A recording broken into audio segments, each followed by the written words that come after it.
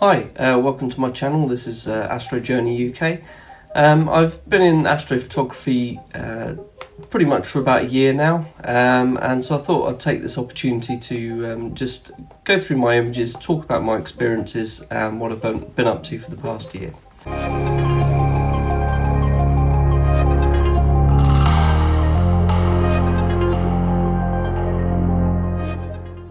And so we'll start off with this first image here. So pretty much a very simple image just taken in my back garden, and this was basically back at the beginning of the COVID pandemic, and the UK had been put into lockdown. So I had a reasonable amount of photography gear already. I was into landscape photography, and so I figured, right, I can't go anywhere, so what else could I do? And basically been following some or fallen into astrophotography videos on YouTube, the likes of Astro Backyard and Alan Wallace I follow quite a lot, and just looking at those videos I thought, oh, that's quite interesting, I can potentially do this stuff from my back garden. With this particular image, very simple, just a plain tripod, normal camera, normal lens. I think this is probably a 24mm lens.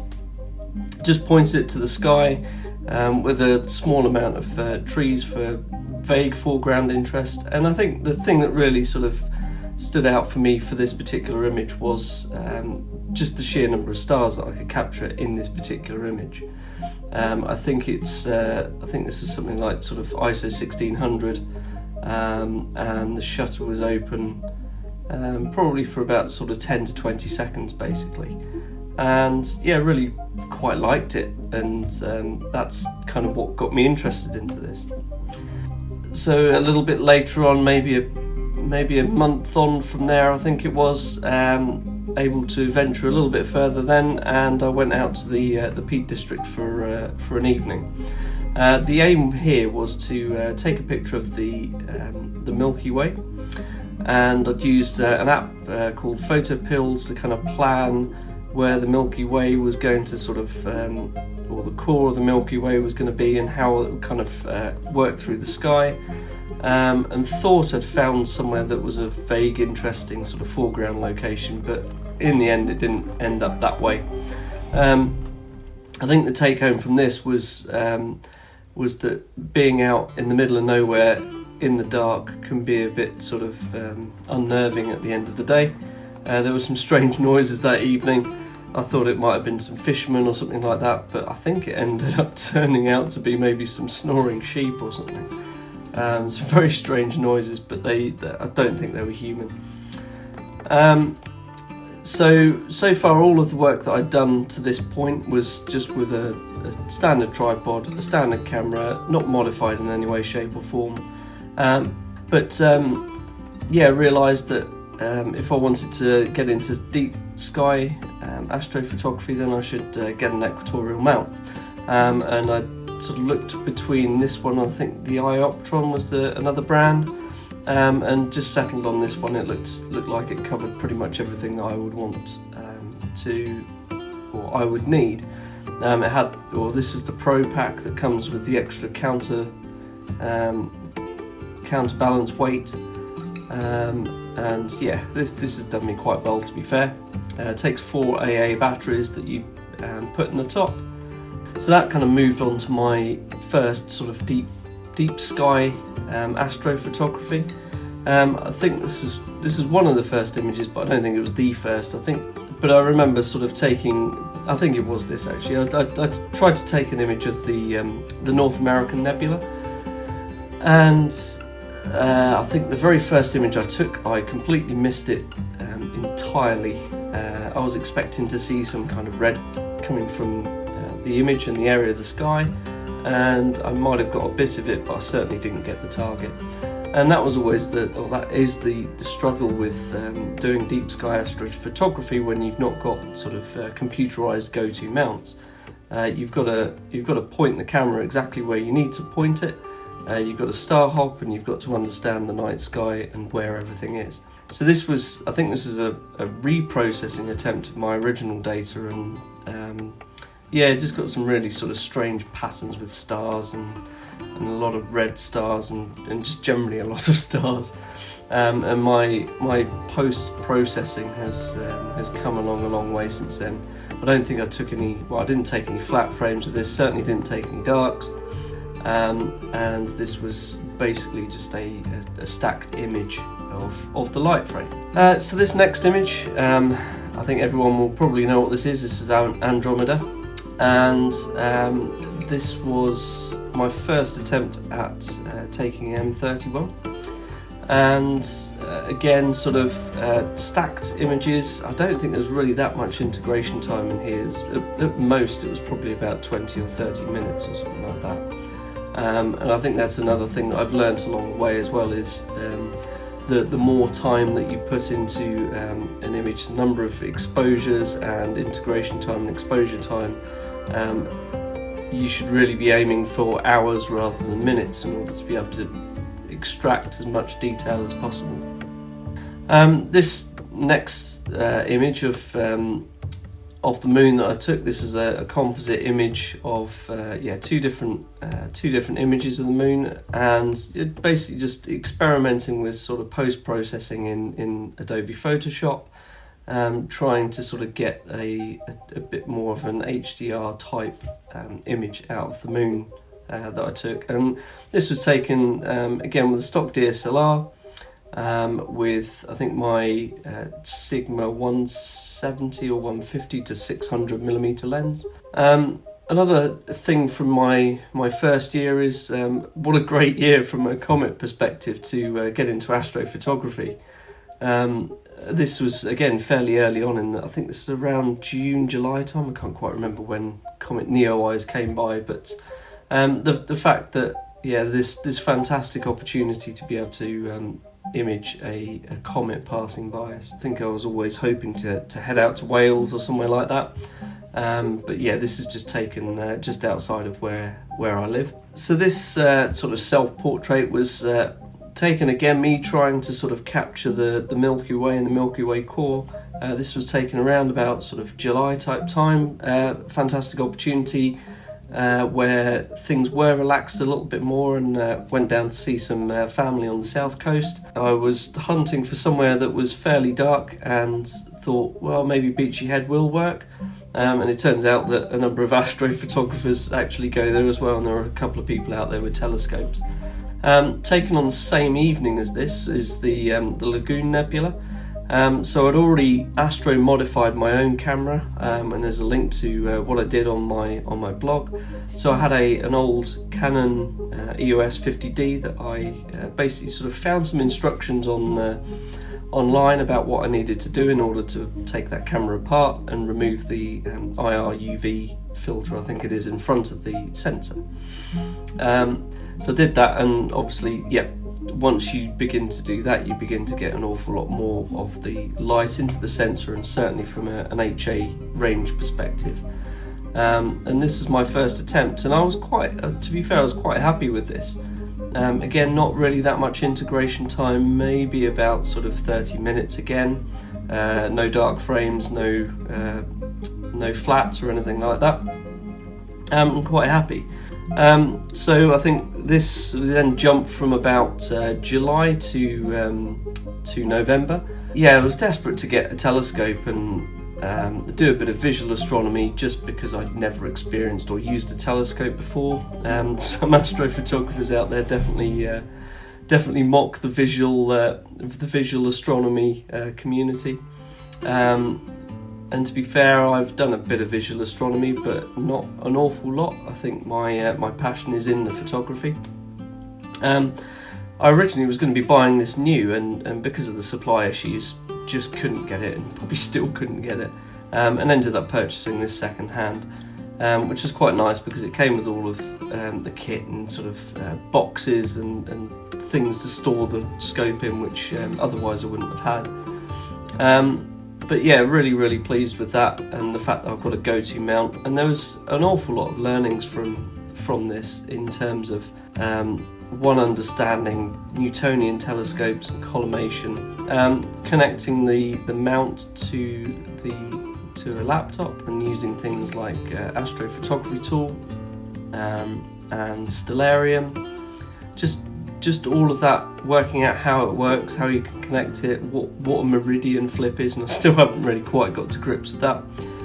Plate solving was a massive help in terms of being able to focus in on specific targets, so that's been really good.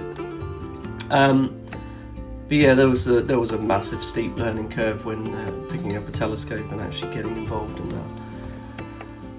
So this is my first image taken with my Skywatcher 200p, and I connected it using a digital SLR, just with a T-ring adapter or T-piece adapter. And this was actually proof that some of the forums were saying that you couldn't take a picture or couldn't take images with a DSLR through that particular telescope, but you definitely can. I think you do find that the focusing is very close to the limits, but certainly for my telescope I could.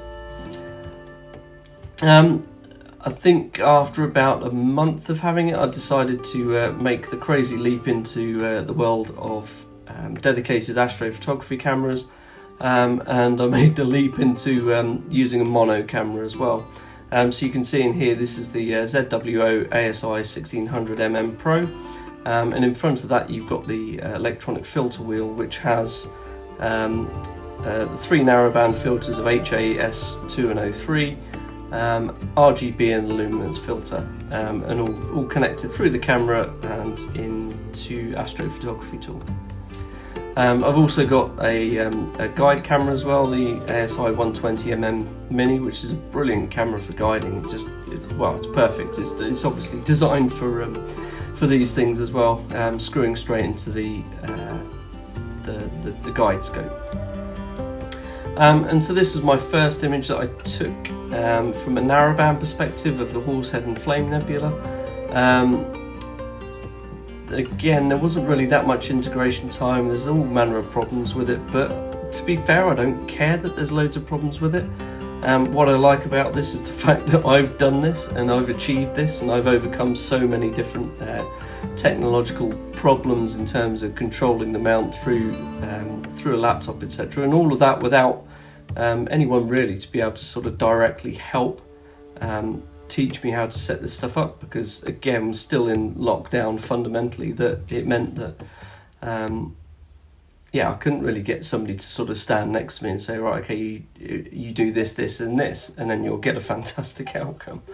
I think, some interesting things with that particular camera is the artifacts that you get with Alnitak Star, which is just kind of crazy, horrible reflections there, but you can manage that to a degree, and purple fringing on stars and things like this. So this was actually taken with a different telescope as well. So I had bought the Evo Star 80 ED Pro, which is a doublet refractor, and they do tend to have purple fringing, but you can get rid of that in Photoshop or PixInsight, so I'm not bothered by that, to be fair. And this was an image that I'd spent an awful lot more time on integration. I think this is around about 3 hours or so, and you can see the sheer amount of detail that you can get. So there's the original one in terms of Horsehead Nebula, and the details there. Get an awful lot more data, you can stretch it more, you can pull out all of those details, and that comes out an awful lot better. I'm really happy with that. It's kind of crazy colours, but I like it. And also wanted to show this just because I do have an absolute love for HA mono images as well. Just being able to see all of the different ranges of the grey colours from black to white, and just being able to see the detail without being distracted by any of the colours. I find them sometimes a lot more interesting to look at than colour images. And here's an equivalent RGB image, and I think you can probably see between all of these images the framing is pretty much identical, and basically what I was using at the time was plate solving to be able to fix in specifically to a particular set of coordinates in the night sky that I could go to time and time again. And that was one of the things that I didn't fully understand when sort of knowing, well, how do I image the same target night after night, because before goto mounts and before plate solving, I was like, well, I might get there close, but I won't get there exactly, and that's what plate solving is there to do. Here's an image of the Rosette Nebula, taken in using narrowband filters, so the HA S2 and O3 filters, and processed as best I could from a Hubble palette perspective. Again, just kind of looking back at this now, it's like, oh, actually I can see I've got sort of purple fringe stars again that I didn't really notice when I was first doing this. But again, I'm really pleased with this particular image. I think this is one of my favourites that I've produced over the past year, just in terms of the detail in the nebula regions. Yeah, just really like this image. So I showed you the Star Adventurer Pro earlier on in this video, and to be fair, I think I found that I wasn't really using it that much. As soon as I got the telescope, that all of the focus was on that. But I have sort of tried a couple of images whereby they were more sort of, wide field, if that's the right term, and I really liked this particular image. But when I first took it, I was trying to process it in Photoshop, and I just literally couldn't get rid of the gradients caused by light pollution. So there's a light pollution filter in the camera, astro modified camera, and I think this is a 50mm lens maybe, and just couldn't process it at all, and just wasn't happy with it, and just gave up the data. And at some point, sort of round about February type time this year, I purchased PixInsight, and that software is it's an absolute game changer. Anybody who's not using that software that's doing this work really should use that software. It's well worth the money. There's no monthly fee. I'm definitely becoming an advocate of PixInsight for this, and really not liking Photoshop's subscription service anymore, and we'll be glad to get rid of that as soon as possible and move over to Affinity for the final touch-up, because I think Affinity is fantastic as well. But yeah, really pleased with this, and just like the detail that came out of the Orion Nebula, seeing bits of the Horsehead as well, just really pleased with that image. So yeah, this is the my main setup, I would say now, because one of the things I discovered with the 200p is this EQ5 Pro mount is fine for visual astronomy, but it's not capable of handling that amount of weight from the Newtonian and being able to track it sort of accurately enough. So even with guiding, it really struggles. I do find that I probably have to throw away about a third or a quarter of my images. So yeah, I really like the Evo Star because it's really light. You can basically see that the counterweight's not really needed that much. But yeah, this is my one of my main setups. So now we're moving into sort of April, March, April, May time, which is basically galaxy season, and this is M81 Bode Galaxy, and I took this image with the Skywatcher 200p on the EQ5 Pro mount, using a dedicated sort of one-shot colour camera, the ZWO ASI 533MC Pro. And I think it was these imaging sessions I realised that for astrophotography, the mount that I was using wasn't up to the job. I would get a good number of sort of 5-minute subs, and then occasionally the guiding would go all over the place, and the mount was definitely properly level. It was polar aligned using the Polemaster polar alignment tool. So everything else, I was quite happy with everything there, and I looked up the stats of the mount and realised that it was over the capacity for astrophotography, which was a bit of a pain because they kind of come together.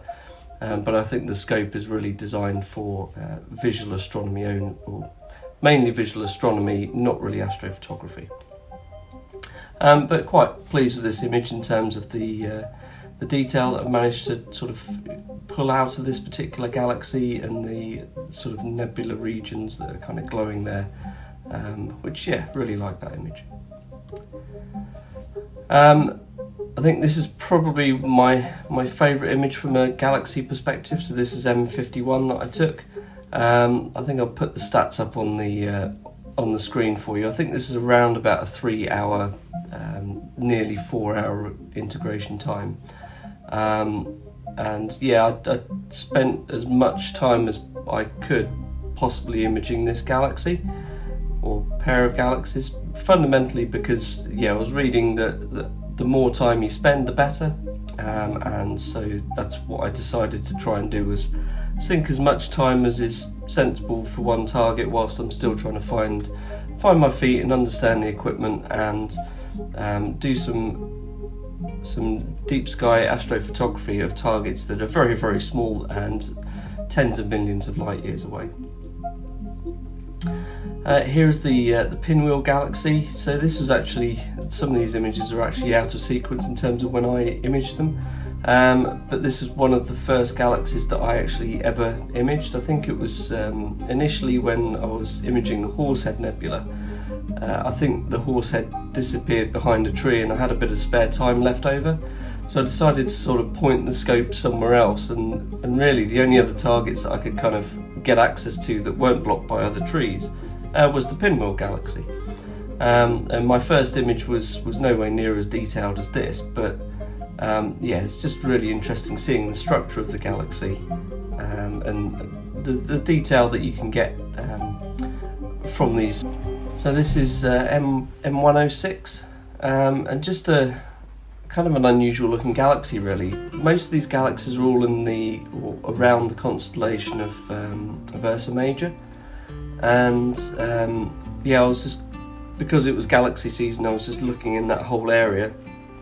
There's a ridiculous number of galaxies around that particular area of the night sky, and saw some other images of this, and yeah, decided to take it myself.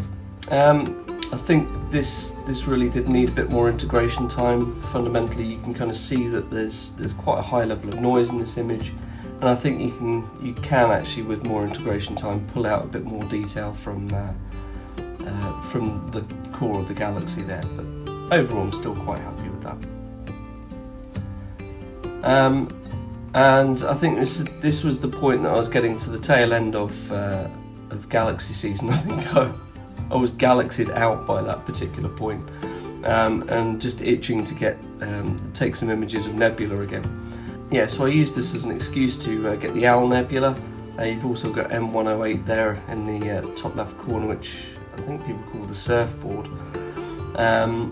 And yeah, this image I did spend a fair amount of integration time on, but I was suffering, and you can see sort of a bit of detail here. You can kind of see streaks of noise, and I think that was the first time where I basically came across something called walking noise, I think it is, where basically if you're not dithering your images, so you're not taking an image moving slightly after a number of frames, just ever so slightly, and then taking more images in that sort of readjusted location, you can end up with these streaky noise patterns, which are pretty much, seems impossible to get rid of. The only way that I could kind of hide it or mask it a bit is to be a bit more aggressive with the curves to make the darks darker, but you can still see them sort of coming through on this image, which is a real shame because I really do like this one.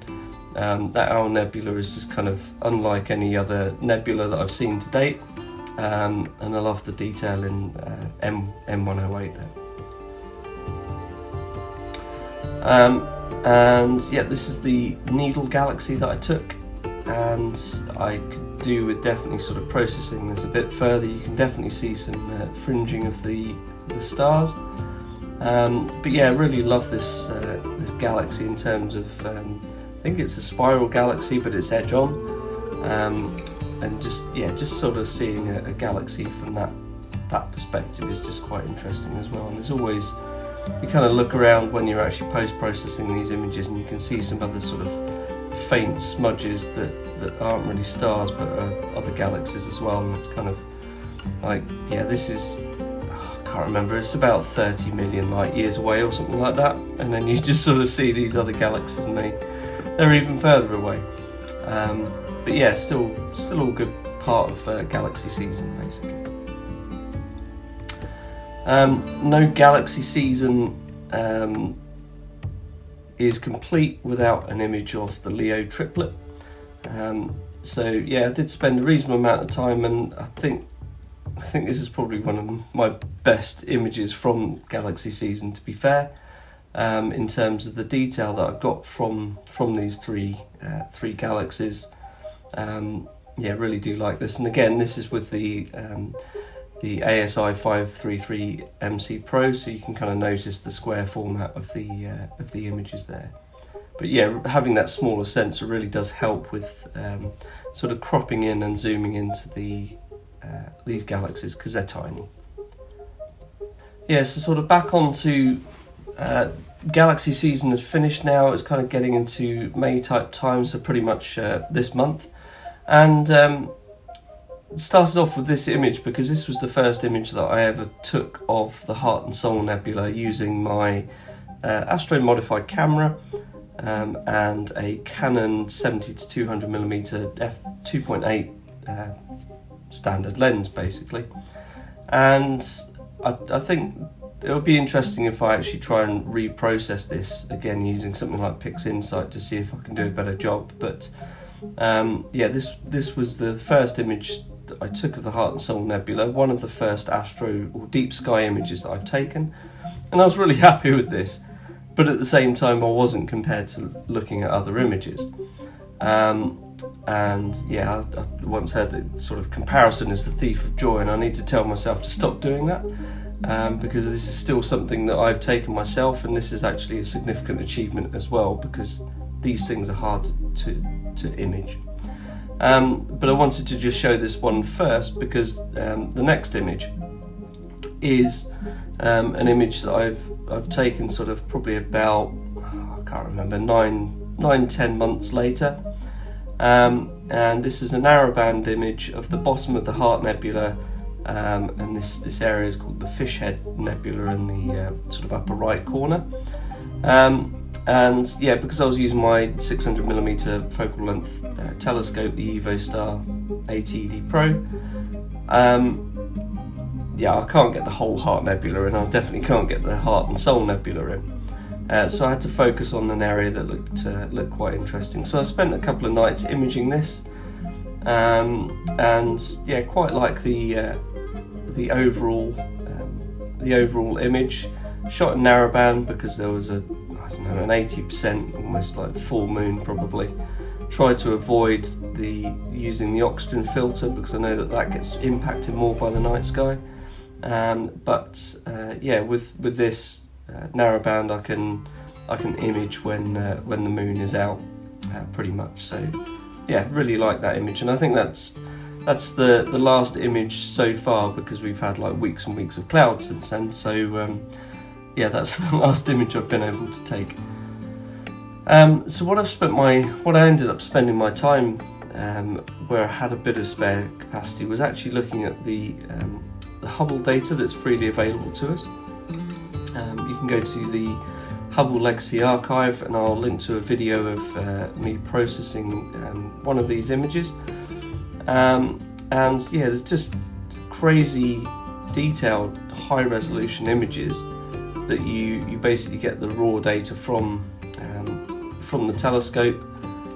They provide it on the website, and then you just download it and process it as you do any other dedicated astrophotography camera. So they all come in FITS files, and if you're already used to processing those, then the process and the workflow isn't really that much different.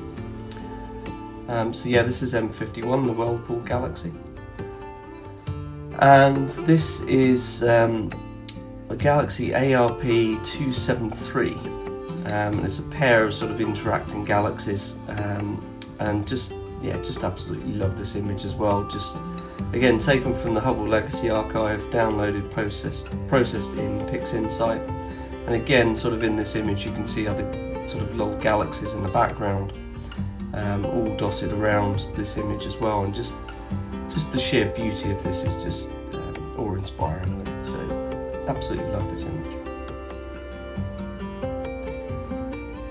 So that's pretty much it from a year in astrophotography. If anybody's just like skip to this part of the video and just sees this, I need to put some titles on to make sure that it's clear.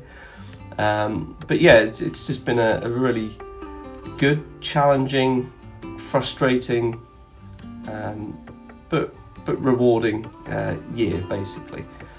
Being able to use initially my own photography kit, and then progressing to sort of getting telescopes and dedicated mounts and cameras that all add to the whole learning journey, and being able to grow as an astrophotographer.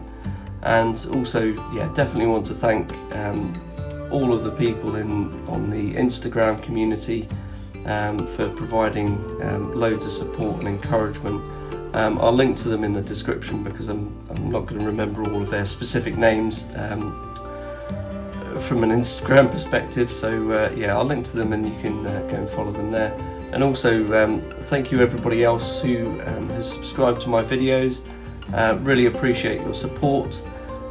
If you like this, please hit that like button, and if you're new to the channel and you want to see more videos like this, then please hit the subscribe button and the bell, and you'll get notifications of any future videos.